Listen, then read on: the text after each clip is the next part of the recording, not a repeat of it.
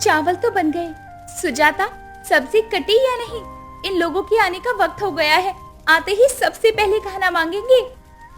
Cut गई है, बस थोड़ी रह गई है, ला रही हूँ। दोनों देवरानी जेठानी मिलकर खाना बना रही होती है। तभी अचानक बाहर जोरों की बिजली कड़कती है और देखते ही देखते बारिश शुरू हो जाती है। बारिश की वजह से देवरानी जेठानी की कच्ची मिट्टी की छत टपकने लगती है। इस बारिश के मौसम ने भी नाक में दम करके रख दिया है। कभी कभी तो लगता है ये बारिश के मौसम को हमेशा के लिए बंद हो जाना चाहिए। सुजाता, जरा छत के नीचे बर्तन तो लगा देना, वरना पूरे घर में पानी भर जाएगा। मोनिका, तुम लगा दो, मैं सब्जी काट रही हूँ। तो मैं कौन सा यहाँ पर बैठकर अंताक्षरी खेल रही हूँ? मैं भी तो खाना बना रही हूँ। अगर जरा उठकर लगा दोगी तो कौन सी तुम्हारे पैर घिस जाएंगे, और अगर तुम लगा दोगी तो कौन सी तुम्हारे हाथों की मेहंदी निकल जाएगी। छत के नीचे बर्तन रखने को लेकर दोनों देवरानी जेठानी में लड़ाई शुरू हो जाती है, जिसे देखकर खाट पर लेटी उसकी सास लता उठती है और खुद ही बर्तन लाकर रख देती है। अरे तुम दोनों की लड़ाई कभी खत्म होगी या नहीं? जब देखो लड़ना शुरू कर देती हो। माँ जी, जिस एक कमरे में दोनों देवरानी जेठानी साथ रहती हो, क्या उसमें हमेशा सुलह रह सकती है? अरे कब से कह रही थी हम दोनों को अलग अलग कमरा बनवा दो, लेकिन ना तो आपके कान में जू रेंगती है और ना ही हमारे पतियों के कान में। बहू, बोल तो ऐसे रही है जैसे तुम्हारे पति की बड़ी सरकारी नौकरी है। अरे जो कहते ही अलग अलग कमरा बनवा दे। अरे जैसा रहते हैं उसे में खुश रहना सीखो ना तुम लोग।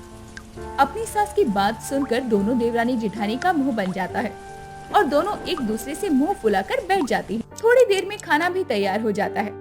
अब सब लोग खाना पीना खाकर सो जाते हैं, लेकिन जैसे ही आधी रात होती है तो बाहर बारिश और ज्यादा तेजी से होने लगती है, जिसके चलते घर की दहलीज से इस एक कमरे के ससुराल में पानी आने लगता है।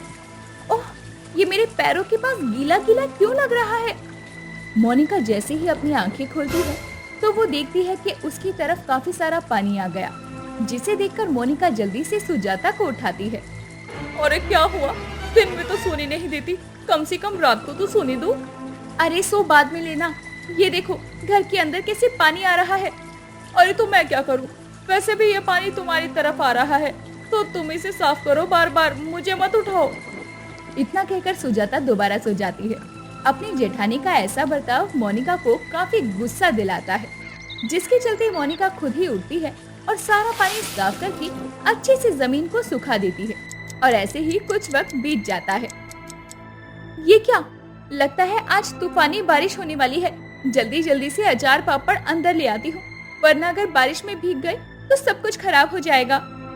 बाहर खराब हो रहे मौसम को देखकर मोनिका जल्दी जल्दी आंगन में रखे हुए अचार पापड़ को उठाकर घर के अंदर रख देती है। तभी अचानक बाहर जोरों की बारिश शुरू हो जाती है और बारिश में भीगती हुई सुजाता घर के अंदर आती है।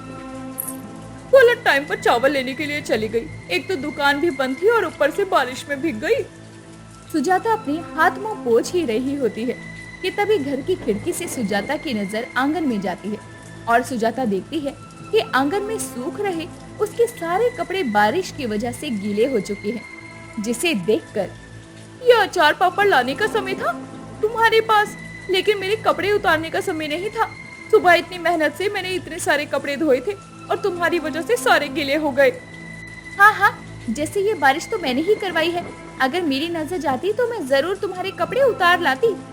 बस, अब ये शराफत दिखाने की जरूरत नहीं है, अच्छे से जानती हूँ मैं तुम्हें। सुजाता सर पर पन्नी ओढ़कर आंगन में जाती है और सारे कपड़ों को इकट्ठा कर उन्हें अच्छे से निचोड़कर घर के अंदर तार बांधकर डाल देती है, जिसे देखकर मोनिका कहती है, ये हमारा घर है, कोई छत नहीं जो तुमने कपड़े सूखने के लिए डाल दिए। अगर डालने ही है तो अपनी तरफ डालो, मेरी तरफ नहीं। तेरे आने से पहले इस घर पर मेरा ही तो राज चलता था। मैं जो चीज जहाँ मर्जी वहाँ रख सकती थी, लेकिन जब से तू आई है तब से तो मैं परेशान हो चुकी हूँ। अब क्या तुझसे पूछकर मुझे कपड़े डालने होंगे? हाँ। दोनों देवरानी जेठानी फिर से एक दूसरे से लड़ाई शुरू कर देती हैं, जिसे देखकर बेचारी लता अपना सर पकड़कर खाट पर ही बैठ जाती है। ऐसे ही कुछ वक्त और बीत जाता है। आए दिन दोनों देवरानी जेठानी में बारिश के मौसम की वजह से एक कमरे के ससुराल को लेकर लड़ाइयाँ होती रहती थी। सुजाता बहू, कुछ दिनों से छत काफी टपक रही है ना, इसलिए मैंने अभिनव से तरपाल मंगवा लिया है। छत पर जाकर अच्छे से लगा देना, कम से कम इस टपकती छत से तो राहत मिलेगी।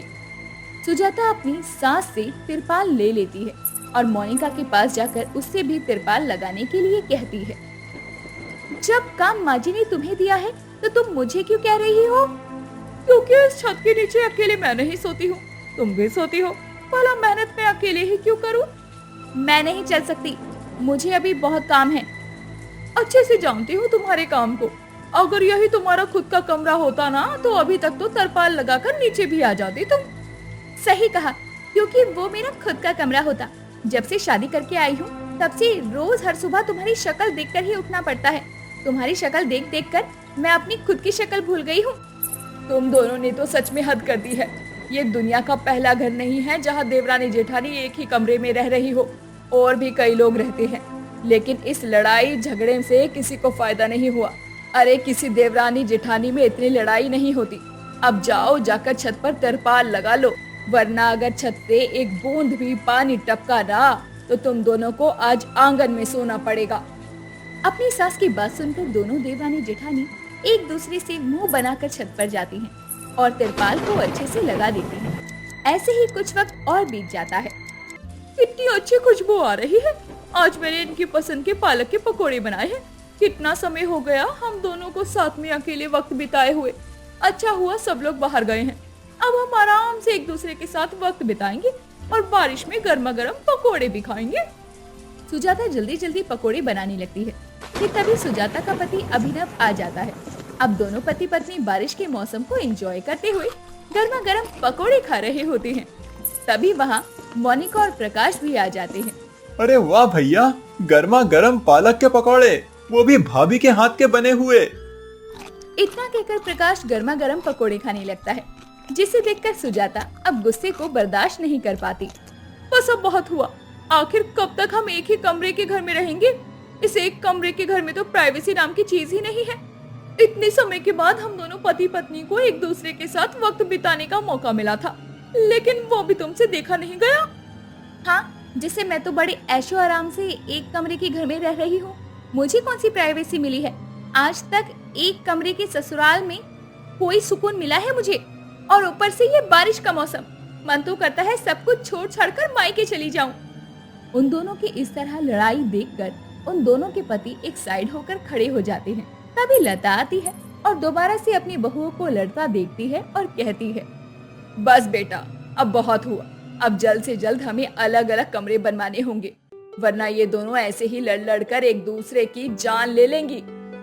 दोनों भाई अपनी थोड़ी बहुत जमा पूंजी और अपनी माँ के बचाए हुए पैसों को लेते हैं और उससे सबसे पहले उस घर की छत को पक्का करवाते हैं, और वहीं घर के बगल में दो छोटे छोटे कमरे भी बनवा देते हैं, जिसमें से एक कमरे में मोनिका और प्रकाश रहते हैं और एक कमरे में लता। अब खुश तुम दोनों। देवरानी जेठानी को कभी भी एक कमरे में नहीं रहना पड़ेगा। तुम दोनों का अलग अलग कमरा हो चुका है, लेकिन अगर अब तुम दोनों में कभी लड़ाई हुई तो दोनों को ही मायके भेज दूंगी। अरे माँ जी, आप फिक्र मत करिए, अब हम में लड़ाई तो क्या, बहस भी नहीं होगी। मोनिका की बात सुनकर सभी लोग हंसने लगते हैं, जिसके बाद अब दोनों देवरानी जेठानी अलग अलग कमरे में रहते हैं और उनकी एक कमरे की लड़ाई भी हमेशा के लिए खत्म हो जाती है।